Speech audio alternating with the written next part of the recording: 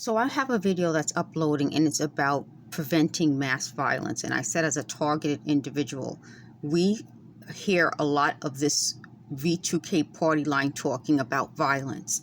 And I think if we can talk about what they're saying as they're saying it, we may be able to help prevent violence. Because I think there's something about being a targeted person that they wanted to make it look like we are the ones committing the violent acts, but we wouldn't be because we're being watched. I mean, there's no common sense in this group.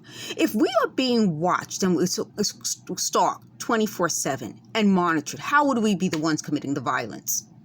I mean, that's my point. They're upset because they said this was supposed to get a psychological assessment of me over the years so that they would be able to predict my behavior and prevent me from getting ahead in life. That's it. I mean, they can speak for themselves, and that's what they just did. They spoke for themselves. That's their admission about their behavior. That's it. The next thing I want to talk about is about how if we're being watched and stalked and everybody is paying so much attention to us, there's a reason. I mean, I've lived for 50 years. A lot of the other targeted people, I'm surprised how old we are. I thought it would be a lot of young people, but for the most part, these people are 30s, 40s, 50s, and older.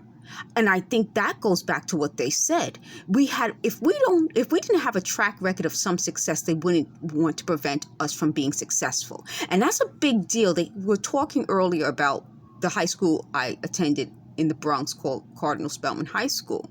And that was supposed to be a college preparatory school. And it was. And that's my point. Why do I think they targeted us there in particular?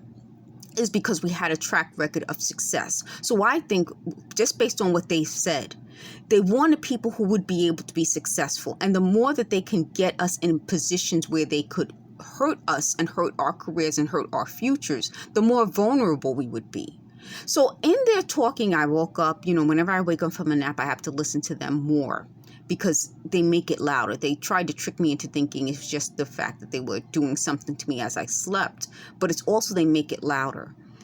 And what I feel is that if you are able to be successful, you have something to lose. And I want to call this video, and I better write this because I'll forget, something to lose.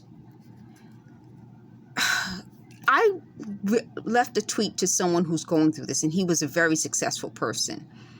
And I said, I'm learning new vocabulary in this process, luring us into things, blackmail, handler is someone who is in charge of taking care of you.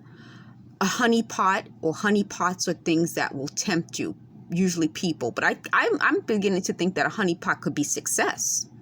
Meaning something to lose. A honeypot could be, I don't know, I'm just making this part up. I think a honeypot could be anything desirable.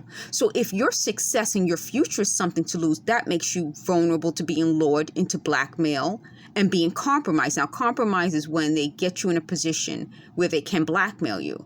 So I asked this person on Twitter, X now, if there are other words we can use to explain this and what we're going through. So part of what they're doing now when I woke up is they kept saying that if I tell you folks, which I've already done, I mean, again, this is part of their psychology where they think they can always reverse things that happened already. You can't. If I tell you this, it's going to make their community more vulnerable. But if their community consists of criminals, it should be vulnerable. I don't believe them when they think that this will reflect on all people. First of all people aren't involved in doing this. They are. And that's how they lure people like me who came from Catholic school into feeling sorry for them, which is part of, to me, that this is the big deal. And it's hard to explain this, but I think people understand it. When you grow up in an environment where you are supposed to feel sorry for people, criminals will take advantage of that. There is another honeypot in the religious world that I want to talk about. It's the honeypot of trying to look good, trying to be a good person. That's to me a honeypot. Now again, a honeypot may not be the right word for it, but I'm going to use that because that's something else that will trap people. So I'm going to call that a honeypot, trying to look good. In a video I did, I'm not going to try to find it. It's been so hard for me trying to find my previous videos.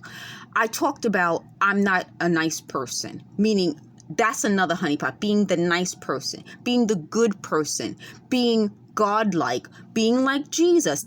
These are all honeypots.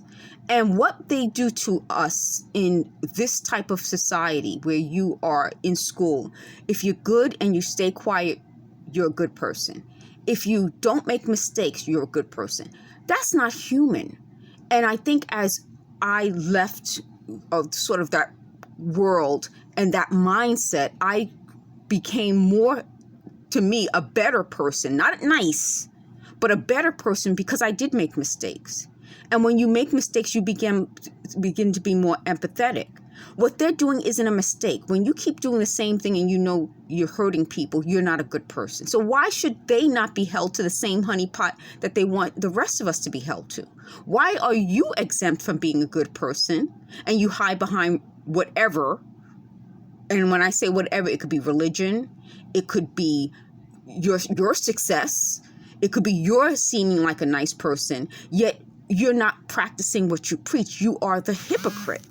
And that's part of when I say something to lose. Something to lose is the honeypot. If we have a society of people who are always going to be trapped into a category, the nice person, the religious person, the good person, then these people will take advantage of us. If we have a society of mere humans living our lives, making mistakes, dealing with the mistakes, publicly acknowledging mistakes, even if it wasn't as bad as they said, because they admit my mistakes weren't that bad, but I made them.